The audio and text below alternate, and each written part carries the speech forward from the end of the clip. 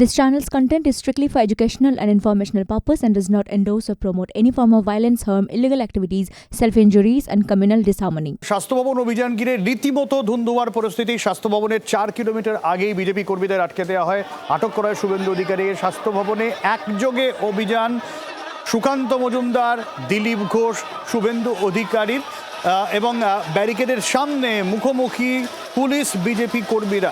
যেরকম আপনারা জানাচ্ছিলাম যে স্বাস্থ্য ভবনের 4 কিলোমিটার আগেই ব্যারিকেড করে পুলিশ, সেই ব্যারিকেড ভাঙা হয়। তবে তার আগে শুভেন্দু অধিকারীকে আটক করে নিয়ে যায় পুলিশ। স্বাস্থ্য ভবনের কাছে চলে যান একেবারে সুকান্ত মজুমদার এবং দিলীপ ঘোষরা। রাস্তায় বসে পড়ে বিক্ষোভ দেখান তারা। প্রতীকী, হাতকড়া, ফাঁসির দড়ি এইসব নিয়ে মিছিল বিজেপির। প্রতিবাদে কাল রাজ্য জুড়ে থানা ঘেরাওয়ের ডাক গেরুয়া শিবিরের।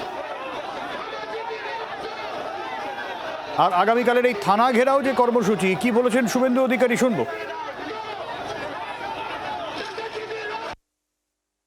আগামীকাল এই পুলিশি বর্বরচিত আচরণ এবং আমাদের স্বাস্থ্য ভবনে ঢুকতে বাধা দেওয়ার প্রতিবাদে রাজ্যের সমস্ত থানাতে বিজেপির পক্ষ থেকে থানায় বিক্ষোভ এবং ঘেরাও শান্তিপূর্ণভাবে করার জন্য নির্দেশ দিয়েছেন। সেটাও হবে এবং ধর্নার শেষ দিনে আগামী দিনের কর্মসূচি রাজ্য সভাপতি অথবা তার মনোনীত কোনো নেতৃত্ব ঘোষণা করবে। আর এই নিয়ে কি বলেছেন সুকান্ত মজুমদার শুনুন। আমাদের দুটো দাবি, প্রথম কথা হচ্ছে সিপিকে তার পদ থেকে টেনে নামাতে হবে, তাকে কম্পালসারি ওয়েটিংয়ে পাঠাতে হবে এবং তারপর মাননীয় মুখ্যমন্ত্রী যিনি স্বাস্থ্যমন্ত্রী এবং পুলিশ মন্ত্রী এই রাজ্যের, তাকে ইস্তফা দিতে হবে। চ্যালেঞ্জ ছুড়ে দিয়েছেন দিলীপ ঘোষও। পুলিশ রুটিন ওয়ার্ক করছে আটকাবার জন্য।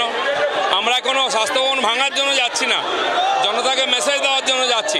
সেন ওই বাধা দিয়ে বিজেপিকে আটকাতে হবে। তদন্ত শুরু হয়েছে, সব বেরোবে, কারণ অনেক গভীর, অনেক পুরনো রোগ ওটা।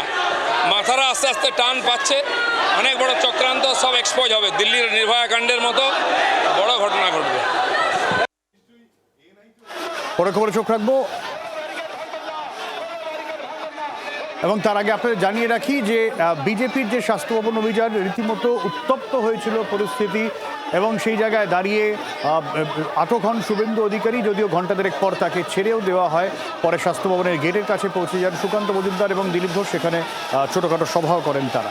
গোটা বিষয়ে কি বলেছেন কুণাল ঘোষ, কারণ নবান্ন অভিযানের ডাক দেওয়া হচ্ছে বিজেপির তরফে, যদি কোনো রাজনৈতিক দলের পতাকা ছাড়া। কি বলছেন এই নিয়ে কুণাল ঘোষ শুনুন।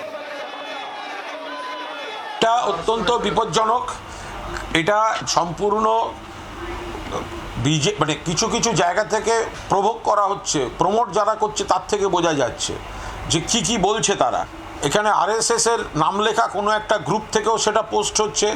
বিজেপির সমর্থকরা, নেতারা সব পোস্ট করতে শুরু করেছেন ছাত্র সমাজের নাম করে। এর মধ্যে শুভেন্দুবাবু বলছেন সোমবারের মধ্যে ইস্তফা না দিলে মঙ্গলবার গুলি চলবে। কেন বলবেন?